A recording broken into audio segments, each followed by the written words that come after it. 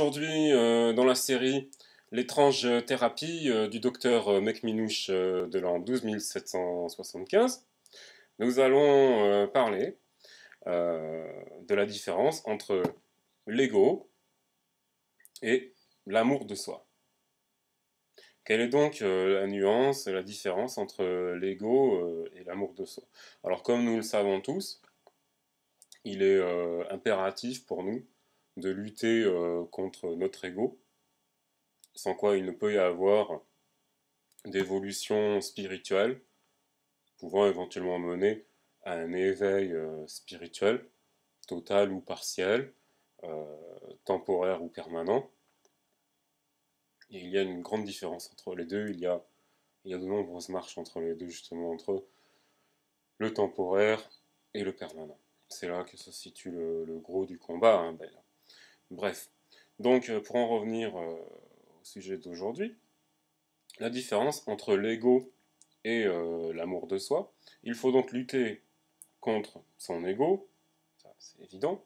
Par contre, il faut savoir conserver, développer son amour de soi, l'amour de son propre naturel, l'amour de son cœur, l'amour de son amour, l'amour de son âme, l'amour de Dieu, pourrait-on dire également, vu que c'est proche, cela va ensemble. Quand on a l'amour de Dieu, on a logiquement l'amour de soi, de son vrai soi, de sa véritable nature, intemporelle, immortelle, spirituelle, dans des limites infinies. Dans l'amour et le pardon, bien sûr, dans le pardon et l'amour, on obtient l'amour infini, la grâce infinie de Dieu, et la vie éternelle en son royaume saint, celui où nous résidons. Donc voilà, pour en revenir au sujet d'aujourd'hui, l'ego et l'amour de soi. Quelle est la différence entre l'ego et l'amour de soi? Est-ce qu'il y en a un qui peut me répondre par internet? Est-ce qu'il y en a un qui a compris déjà, qui peut me dire quelle est la différence entre l'ego et l'amour de soi? Personne? Non? Bon, ben je vais vous dire, moi. Alors l'ego, on peut faire le rapprochement, je pense que c'est très intéressant de faire le rapprochement entre l'ego et le comportement animal, car l'animal lui-même est égoïste. L'animal lui-même est animé par son désir instinctif, sa programmation comportementale, programmation par Dieu, programmation par procréation, par création initiale, par génie génétique, par génie neurologique. C'est la programmation divine de Dieu ayant engendré la programmation de l'animal, qui fait que l'animal est programmé pour agir avec ego. Agir pour combler son besoin instinctif de nourriture, agir pour combler son besoin instinctif de reproduction sexuelle, agir pour combler son besoin naturel, instinctif d'avoir son territoire à lui, qu'il marquera avec son pipi ou autre, des excréments à chaque point cardinaux, par exemple. Hein, on voyait ça chez les Romains notamment. Euh, il était bien connu déjà dans l'ancien temps que le pipi, avec son odeur forte, éloignait les voisins. Alors les gens qui voulaient pas que les voisins ils viennent chez eux, par exemple, pour prendre des poteries, eh ben, ils mettaient plein de pipi dans les poteries. Comme ça, les voisins ils prennent pas les poteries, tu vois. Donc voilà, on a cet égocentrisme purement animal, lié au comportement animal, fortement marqué chez toutes les espèces, chez toutes les catégories d'êtres mortels, euh, marqué par euh, cette absence de spiritualité et de possibilité d'éveil, ou de volonté en tout cas euh, d'évoluer spirituellement, de fonctionner spirituellement, et au contraire affublé d'une logique programmatique de Dieu purement instinctive, animale, bestiale et égocentrique. Alors, généralement, on le voit, on le constate, ce sont des êtres qui aiment leur enfant, uniquement le sien, leur enfant de eux, de leur sang, de leur chatte, de leurs testicules. Ce sont des gens qui n'aiment que leurs enfants issus de leur propre chair. Ça, c'est purement égocentrique. Tu le vois, tu le remarques quand tu vois quelqu'un qui dit moi, je aime que mon mien de enfant à moi.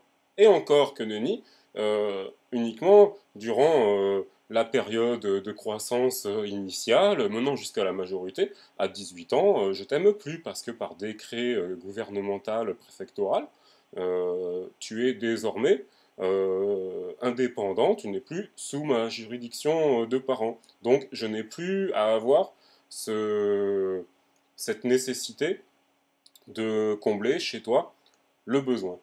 Voilà, donc ça c'est l'ego. Ça c'est l'ego. Maintenant l'amour de soi par exemple, c'est se faire des bisous sur les bras. Par exemple, je prends mon bras comme ça et